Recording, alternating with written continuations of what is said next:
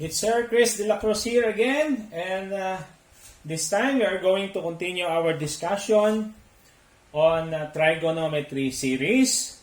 So during our part 1, i-discuss natin yung 6 trigonometric functions.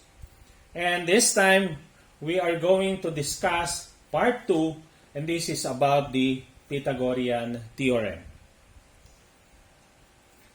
In mathematics, the Pythagorean Theorem or Pythagoras Theorem is a fundamental relation in Euclidean geometry between the three sides of a right triangle. It states that the area of the square whose side is the hypotenuse, this is the hypotenuse side, labeled as C, is equal to the sum of the areas of the squares of the other two sides, A and B. Okay? So, anong ibig sabihin dito ni Pythagoras? Ang sabi niya, in a right triangle,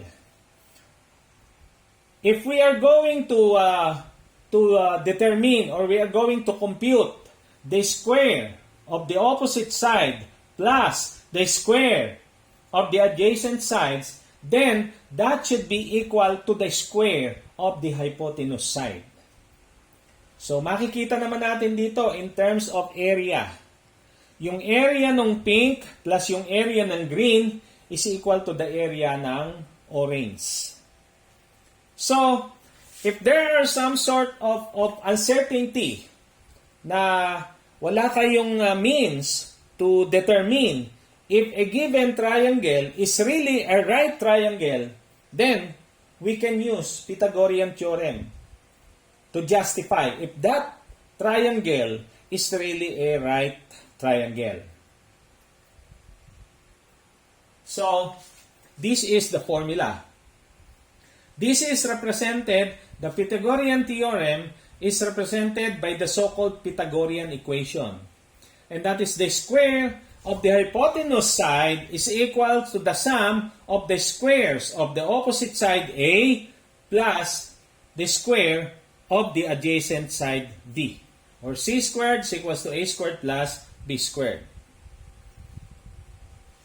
And there is the common dimension of Pythagorean triangle. The 3, 4, 5 dimension of a right triangle is the smallest and the most common example to determine the absolute certainty that this triangle is really a right triangle, meaning 90 degrees. So pag sinabi kasi natin na ang isang triangle ay right triangle, then meron siyang 90 degrees na angle. Of the 3 angles in a triangle, yung isa ay 90 degrees. And if that is so, then ang tawag doon ay right triangle. At merong basic formula to justify the equation of Pythagorean Theorem, and that is the 3, 4, 5. 3, 4, 5 dimension. Now, ang ibig sabihin niyan is, halimbawa, tayo ay nagsukat. Kumuha tayo ng 4 inches sa ibaba. Gumamit tayo ng ruler or any measuring instrument, 4 inches. Then sumuka tayo ng 3 inches pataas. Iskwalado yung kanilang corner, meaning 90 degrees. Kahit hindi mo na isolve yung length ng hypotenuse, automatic alam natin yon na yon ay equals to 5. And there are also other numbers, no?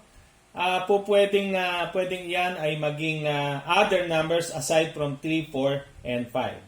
But let us try to solve or to calculate using 3, 4, 5 if this is really a right triangle na merong 3, 4, 5 na dimension.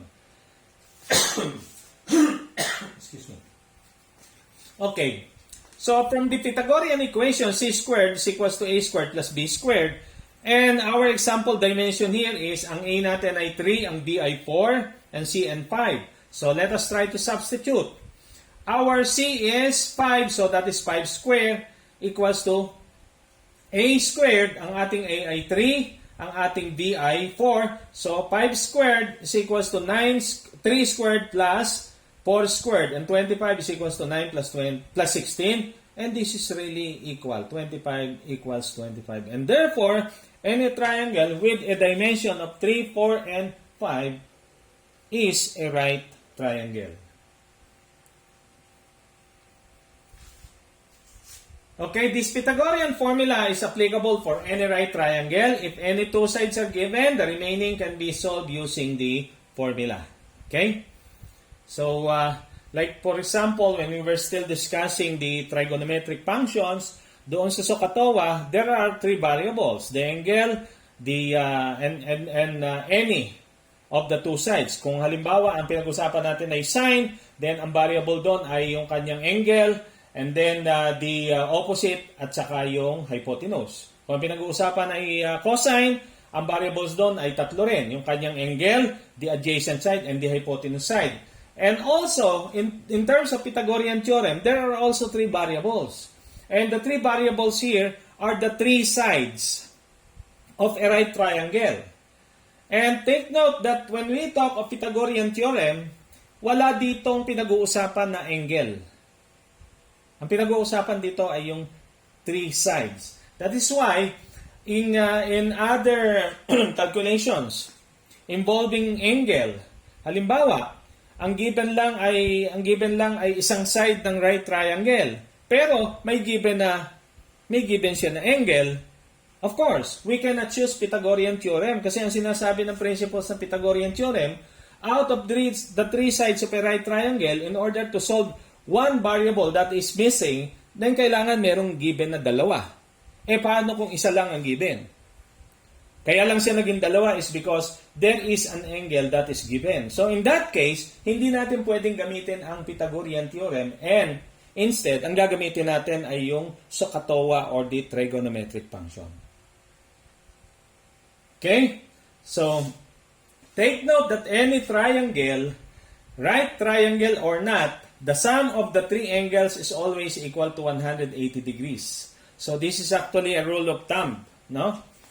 Pagka nakakita tayo ng triangle, regardless kung siya ay right triangle or not, ang sum ng tatlong sides niya is always equal to 180 degrees. So, when we talk of a right triangle, the sum of this angle plus this angle plus this angle, so this is alpha and that is beta, plus this side, this angle is 90 degrees, so therefore alpha plus beta plus 90 is equals to 180 degrees. And therefore, we can conclude that alpha plus beta is equals to 90. Kung ito ay 30, yun ay 60. Okay? Kung ito ay 45, yun ay 45. Kung ito ay 20, then yun ay 70. Because we always have to satisfy the rule of thumb that the sum of the three angles of a triangle should be equals to 180 degrees. So let us have some example here. Okay, example number 1. Given a right triangle whose side A is equal to 7, side B is equal to 10, and C is equal to unknown. So, substituting our given to the Pythagorean equation, C squared is equals to A squared plus B squared. So, C squared is equals to A, 7. Then, our B is 10. Squared is squared. So, C squared is equals to 49 plus 100, and this is equal to 149. And therefore, since C squared is equals to 149, para mawala yung square na ito, erase natin both sides of the equation by 1/2. So, dito, pagka yung 2, itinimes mo ng 1/2, 2 times 1/2 is equals to 1, or simply C. Nawala na yung kanyang exponent. At yung 1 over 149, pag niraise natin sa exponent, sa power na 1/2, then, if you still remember, when we were still discussing radicals, then, any number raised to the 1/2 is the same as the square root of that number. That is why 149 raised to the 1/2 is equal to the square root of 149, and therefore C is equals to 12.21. Okay? So let's go to another example problem. B is 11, C is 15, A is the unknown. So therefore, since ang hinahanap dito ay yung A, ang mangyayari natin is A squared is equals to C squared minus B squared. So this is it. Sinubstitute na natin yung ating C, 15 squared minus V is 11 squared. Then that is equals to 225 minus 121 is equals to 104. And since A squared is equals to 104, then raise both sides of the equation to the power of 1/2. A squared raised to the power of 1/2 is equals to A. And 104 raised to the power of 1/2 is the same as square root of 104. And our answer is 10.20. Okay, so again, for more videos, please subscribe and don't forget to press the notification bell para lagi kayong updated sa ating mga ina-upload na mga video presentations, particularly our lecture series. Or just type Sir Chris de la Cruz doon sa YouTube search bar, or even in Google, youtube.com/@sirchris5560. At dadaling kayo sa ating channel. So, thank you for watching.